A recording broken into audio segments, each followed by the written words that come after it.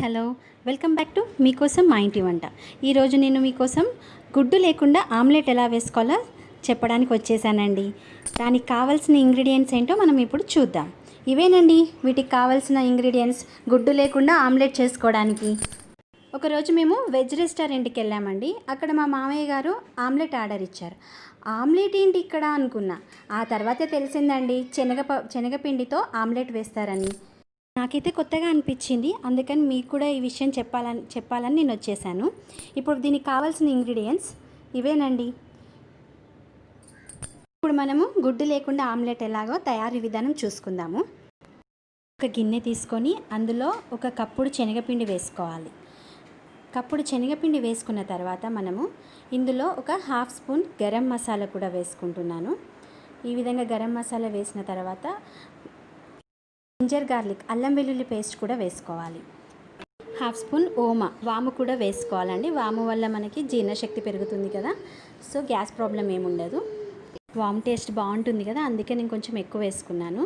ఇప్పుడు ఇందులో మీరు జీలకర్ర అండి, ఇది ఒక హాఫ్ స్పూన్ జీలకర్ర కూడా వేసుకొని తర్వాత మనము ఒక హాఫ్ స్పూన్ కారము, హాఫ్ స్పూన్ ఉప్పు వేసుకున్న తర్వాత ఒక హాఫ్ స్పూన్ పసుపు. ఇప్పుడు మనం వేసిన ఈ మసాలాలన్నీ ఈ పిండిలో చక్కగా కలిసిపోవాలండి. ఆ విధంగా మనం కలుపుకోవాలి. దీనిని ఈ విధంగా బాగా మిక్స్ చేసుకొని మనం వేసిన అన్ని ఇంగ్రీడియంట్స్ ఈ పిండిలో మొత్తం కలుపుకోవాలి. మంచి కలిసిపోయే విధంగా వీటిని అన్నీ కలుపుకోవాలి.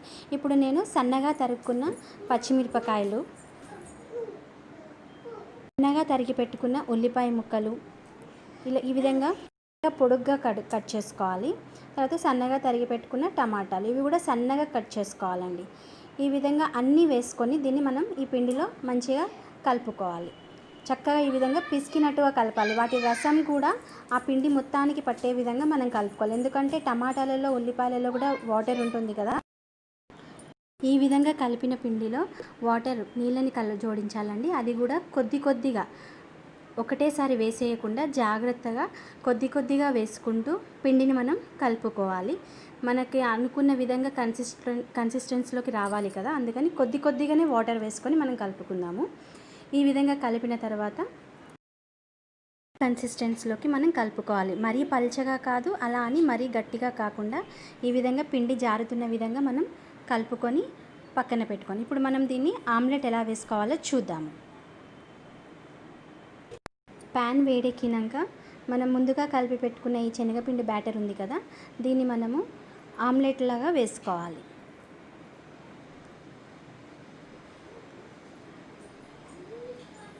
వేసిన తర్వాత దీన్ని రెండు వైపులా ఎర్రగా కాల్చుకోవాలి. హాఫ్ స్పూన్ ఆయిల్ వేసుకొని రెండు వైపులా గోల్డెన్ కలర్ వచ్చేంత వరకు మనం దీనిని కాల్చుకోవాలి.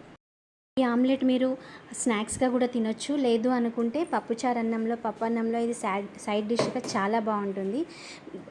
ఫ్రై చేసిన బజ్జీలు తినడానికి ఇష్టపడిన వాళ్ళు ఈ విధంగా ఆమ్లెట్ వేసుకొని ఒకసారి టేస్ట్ చేయండి. మీరు మళ్ళీ ఇదే ఆమ్లెట్ వేసుకొని తింటారు. చూడండి, ఈ విధంగా చక్కగా రెండు వైపులా కాల్చుకోవాలి. గోల్డెన్ కలర్ వచ్చేంత వరకు కాల్చుకొని ఇట్లా సర్వ్ చేసుకోవాలి. ఇదిగోండి, మన ఎంతో టేస్టీగా ఉండే గుడ్డు లేని ఆమ్లెట్, శనగపిండి ఆమ్లెట్ రెడీ. దీన్ని మీరు పప్పన్నంలోకి గుడ్ కాంబినేషన్. రెసిపీ మీకు నచ్చినట్టయితే లైక్ చేయండి, కమెంట్ చేయండి, షేర్ చేయండి, మా ఛానల్ని సబ్స్క్రైబ్ చేయండి. Thank you.